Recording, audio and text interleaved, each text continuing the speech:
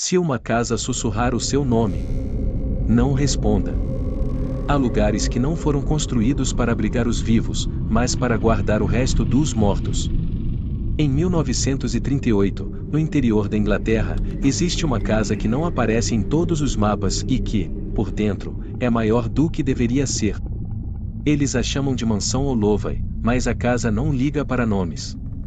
Ela coleciona vozes. Hoje, você não vai ouvir uma simples história de terror. Você vai descobrir as 5 coisas que nunca deve fazer em uma casa mal assombrada, se quiser que as sombras não aprendam o seu nome. A casa no fim da colina.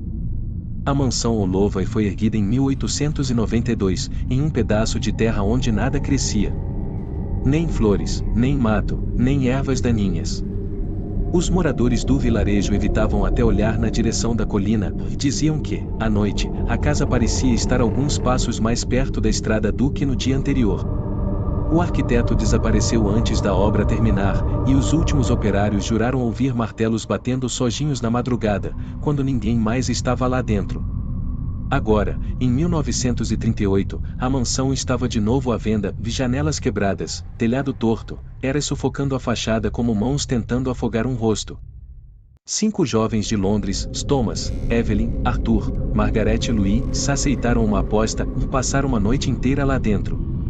Subiram a colina rindo alto, mas quanto mais se aproximavam, mais o vento diminuía, até que o silêncio pareceu empurrar o riso de volta para dentro da garganta.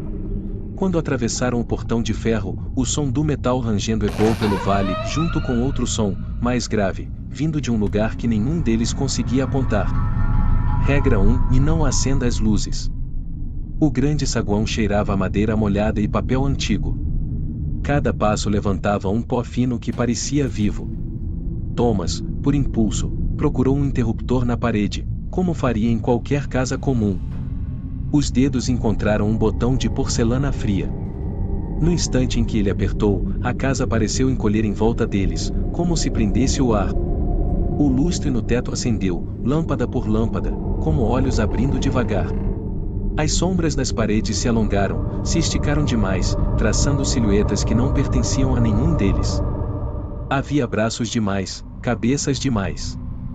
Evelyn pediu para apagarem, sugeriu que usassem apenas as lanternas, mas Arthur riu, dizendo que era só encenação da casa caindo aos pedaços.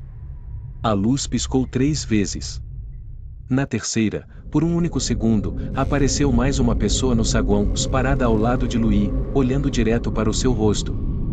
Quando a luz se firmou, não havia ninguém ali. Mas Louis sentiu um peso no ombro, como a mão de alguém que se recusa a soltar. Na mansão Holloway, acender a luz não afasta as sombras. Só mostra quem está usando elas por dentro. Regra 2: e nunca diga seu nome em voz alta. No salão principal, o som não morria. Cada passo demorava demais para se transformar em eco. Louis, tentando quebrar o clima, abriu os braços e anunciou em voz alta. Disse seu nome completo, como quem se apresenta num palco.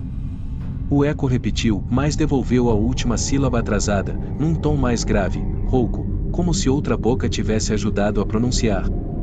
O grupo parou. Ninguém riu. O ar pareceu engrossar, entrando nos pulmões como água gelada.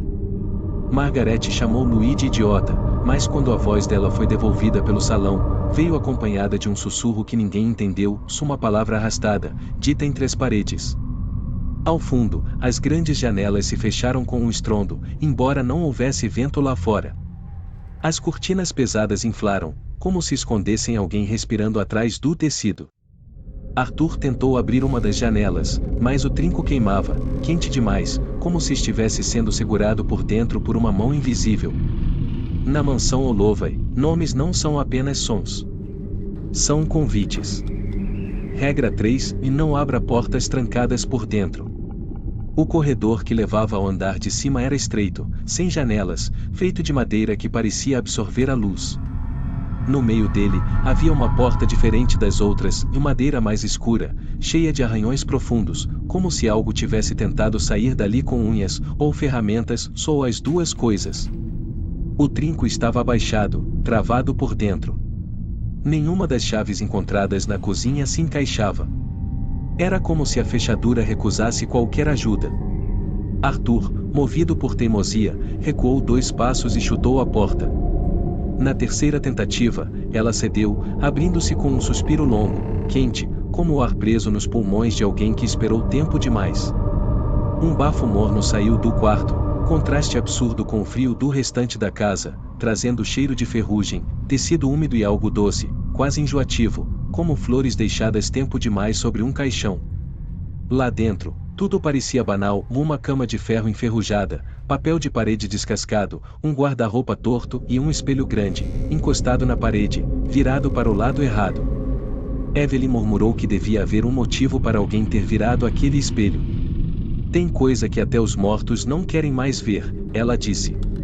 No corredor, a sombra da porta projetada na parede não batia com a abertura, parecia mais larga, mais alta, como se algo se espremesse para observar, sem ser notado. Regra 4: nunca olhe no espelho à noite. O dia morreu rápido, engolido por nuvens pesadas. A mansão parecia respirar mais fundo à medida que a luz desaparecia. Thomas, irritado com o medo crescente do grupo, decidiu provar que não havia nada de especial ali. Ele entrou no quarto, arrastou o espelho pesado até ficar de frente para todos. O vidro, manchado pelo tempo, parecia quase opaco. No começo, o reflexo era normal: 5 jovens exaustos, olhos fundos, tentando manter a coragem. Depois, as imagens começaram a atrasar. Evelyn virou a cabeça para a esquerda, mas no espelho ela continuou olhando para frente por um segundo a mais, antes de finalmente acompanhá-la. Louis ergueu a mão e o reflexo não imitou. Ficou imóvel, encarando-o com olhos vazios, como se estivesse decidindo quem ele era. Ele se aproximou, o nariz quase tocando o vidro. Foi então que viu, no reflexo, o corredor atrás deles. Seu próprio corpo estava estendido no chão, olhos fechados, como se dormisse profundamente. Louis se virou assustado e não havia ninguém deitado. Mas no espelho, o corpo continuava lá e uma mancha escura rastejava pela parede em direção à sua cabeça. Na mansão Holloway, espelhos não mostram o que você é. Mostram o que a casa quer que você se torne. Regra 5: nunca durma lá dentro. A noite caiu por completo, e o frio começou a ferir os ossos. As paredes estalavam como se estivessem se espreguiçando. Eles pensaram em sair, mas a chave do portão não estava mais onde tinham deixado. No lugar, o molho agora tinha uma chave a mais, velha, enferrujada, como se tivesse acabado de ser desenterrada. Cansados, decidiram esperar o amanhecer num quarto menos destruído, todos juntos. Parecia seguro. Parecia lógico. As camas rangiam com qualquer movimento, soltando um som que lembrava lamento humano. O colchão parecia mais fundo do que deveria, como se quisesse engolir quem deitasse ali. Margaret foi a primeira a adormecer, depois Arthur, depois Evelyn. Thomas se mantinha acordado, dizendo que alguém precisava vigiar. Louis, de olhos abertos no escuro, ouviu passos lentos no corredor. Não eram dos amigos, eram compassados, delicados demais, como pés descalços evitando os pontos que rangiam. A sombra de 2 pés parou diante da fresta da porta. A respiração do lado de fora era calma, paciente, como quem conta até 10 antes de fazer algo terrível.